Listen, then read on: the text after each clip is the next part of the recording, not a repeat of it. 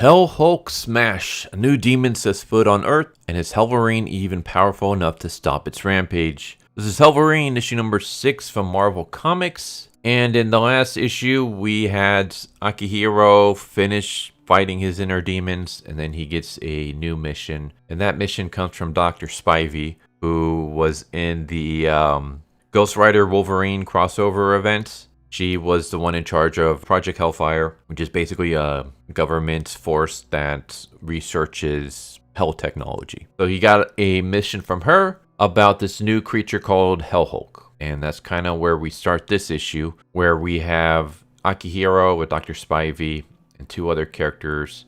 They were also from the Wolverine Ghost Rider crossover event.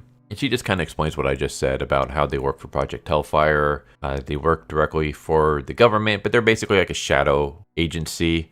They're overseen by the Department of Defense, and they research the science and technology of hell. Dr. Spivey introduces Akihiro to this other character named Severeth, and Severeth is half human, half demon. And Dr. Spivey builds this motorcycle for Akihiro. Basically says, yeah, we got a mission for you. Akihiro's like, what mission is that? And Severeth is like, maybe it'd be better if I showed you. So they go for a ride where they come across this town that's a new neighborhood being built in Atlanta. It's so new that the smell of paint and sawdust is still in the air. A lot of the buildings aren't even finished yet. And there's one house that's completely surrounded by a police barricade, like, you know, crime scene, do not cross, yada, yada, yada. And they go inside, and it's just nothing but blood and ripped up furniture and stuff. And Akihiro basically senses that what happened was the family went crazy and started attacking each other and killing each other. Parents killed parents, grandparents killed grandsons, dogs were involved. Like, everyone killed everybody. Everyone's dead. Even the fish are dead. And so Akihiro goes into the basement where he senses something, and he starts just clawing at the ground. And I don't know, I thought this was kind of funny. He's clawing at the ground, and somehow he's able to create this huge crater. But inside, they find a finger. And so it turns out that this finger belongs to this creature called Hell Hulk. And it's almost kind of like a curse. It leaves like this negative presence in the air. And because it was buried in the ground, it affected the people that were living above it, and they all went crazy. I'm like, oh, this is kind of like Jujutsu Kaisen with the cursed fingers. But it's not just fingers. It's actually multiple body parts. They take Akihiro and they show him Hell Hulk. And Hell Hulk is like this creature that they have parts of its body, but parts of its body are still missing. And Akihiro's like, what the hell is wrong with you guys? Like, why are we trying to put this thing together? I thought you guys hired me to stop it. And Severeth explains, well, they're kind of one and the same. The thing is that this body, Hell Hulk, anything that goes near it goes insane and starts killing either others or itself. Like, there was one moment where Dr. Spivey's cat went into this room, and as soon as it did, it started clawing out its eyes and eating its own legs. As you saw with the finger, the people above it started going after each other. Even the fish ended up dying. So what we want to do is we want to get all the pieces, put them all together, and study this thing so that we can find a way to stop it. But also at the same time, if we keep all of the pieces together, we can keep it locked down here so that it's not going around affecting other people. So on the one hand, it can kind of make sense. On the other hand, you're trying to put this thing back together again. Why don't you just have the different pieces, chop them all up? Like, take the body, chop it up into different pieces, seal them, and then seal them all in this room. Just don't have anyone go into this room. That way, you still have all the pieces. They're still, like, all together, so they're not all around the world affecting other people and stuff like that. But you don't have this creature all together in one piece where it can cause destruction or escape or anything like that, because it's all chopped up in little pieces.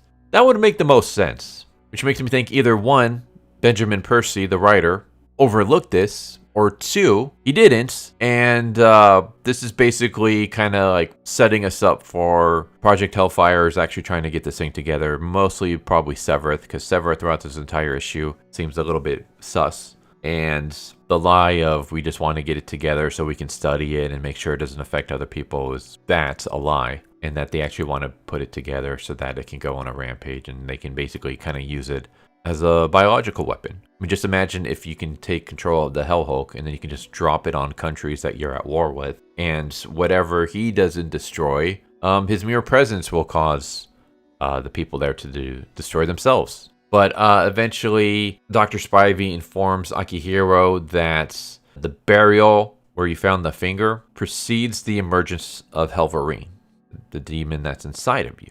So basically, Bagra-ghul and this Hell Hulk have a connection. That's another reason why we wanted to bring you on board. Before they can get too much into that, they get a mission. They received a call from this cruise ship, and it turns out that it's a mayday call, not because of the crazy weather that's happening around them, but because everyone on board went crazy and started killing each other. And so Akihiro and Doden, the Project Hellfire soldier, decide to drop in to see what's going on. And I'm going to stop it there. I don't want to spoil everything. I will say that, once again, I feel like we're kind of rushing through things. One of my biggest problems with the last issue was the fact that we just had Akihiro bum rush through all of his personal demons super quickly. Like, he literally, like, as soon as he came across them, he defeated them the very next chapter. He would come across them at the end of one chapter, and then the very next chapter, he easily defeats them in, like, the first half, not even. And I'm just kind of like, that was a really cool story aspect that you had, and you just rushed through it. Like, the idea of Akihiro coming back to life, and he has all this baggage and guilt and just negativity and inner demons, and all the places that impacted him negatively literally left a stain, like a cursed stain that affects the people around that stain, as well as literally personifying his inner demons into physical creatures that he has to destroy. So it's literally him battling his inner demons, both emotionally, figuratively, and literally. Like, that's a really cool story aspect. But Benjamin Percy just went through all that super quickly. And he only ends up fighting like 2 of them, and now he's done. He's over. His personal demons are destroyed. He's a new man now. And now it's on to the next thing. And I'm like, this is the one time where you could have slowed things down and actually build up on this. We can go more in depth on the different negative personal demons that he has, how it affects the world around that stain, that cursed stain. He could have done more with this. This issue itself, it feels like we just have him going from one thing to the next super quickly, where you could have had this whole issue just be focused about finding the finger.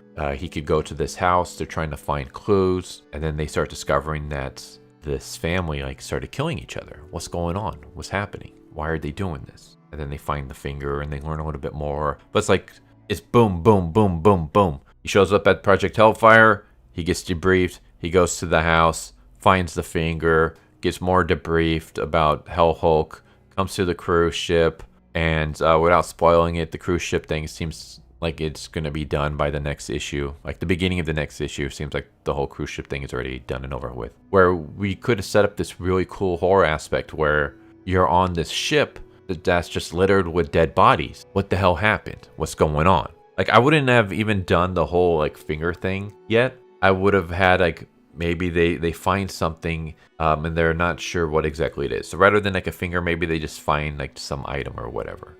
And they're trying to find out more about this. Like, what is this item? Does this item have any connection to the people killing themselves? Maybe they don't even know that the people killed themselves. They just know like, these people went insane, something happens. The doors are locked. There's no break-ins. All the people here that are dead murdered each other, but why? And then all of a sudden they hear an SOS from a cruise ship. They go to the cruise ship and they just find a bunch of dead bodies everywhere. And they're like, okay, what the hell happened? No one came to this ship. We have no reports of the ship passing through anything weird. Everyone just started murdering each other for some reason. And so they go on this ship, and then we have this horror aspect where they're like looking around, making sure that there's no survivors that are going to kill them.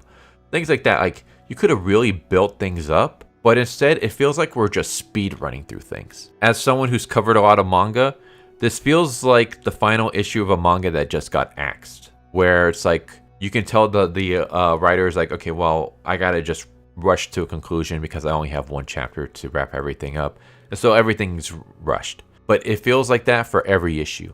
Every issue, we're just speed running through everything. We're speed running through so much stuff. And it's like, this is a great time to slow down, to let things build, let things settle, like really build up the tension and the mystery rather than just boom, boom, boom, boom, on to the next thing, the next, and the next, and the next, and the next. That's my biggest issue with this series. I really want to enjoy this because there's things here that can be really, really cool. And as someone who, like, I've never really seen Akihiro in anything. I've seen him, like, in maybe 1 or 2 other things, and I didn't really care for his character. I'm actually, like, you know, this series is doing a pretty good job of making me interested in this character. But once again, it would be a lot better if you just slowed things down. I'm not saying we got to go at a snail's pace or anything like that, but really build up the mystery and the tension and what's going on and the emotional drama. Instead, it's just we're from one thing to the next to the next to the next. Because of that, like, the really cool, interesting moments in this, I can't really, like, fully enjoy them because, like, as soon as something cool happens, it's like, okay, on to the next thing. We don't really have time to settle on this because we gotta go through the next story beat. So yeah, there's too many story beats and they're happening way too fast. I would slow things down a lot more. Once again, Hellverine's still kind of suffering from the same negatives that has plagued the series so far. A lot of cool, interesting ideas, but they just get speed ran because Benjamin Percy seems to just want to get through everything super quickly. I don't know why. I think this series would be a lot better if we slow things down a little bit. But there you go. There's Hellverine issue number 6 of Marvel. Hope you enjoyed. Hope to see you next time. Take care. Later. Thank you for watching my video. I hope you enjoyed it. If you didn't, I still want to thank you for watching it this far, and I hope the next one is more to your liking. With that said, thank you once again, and I hope you guys and gals have a good one. Later.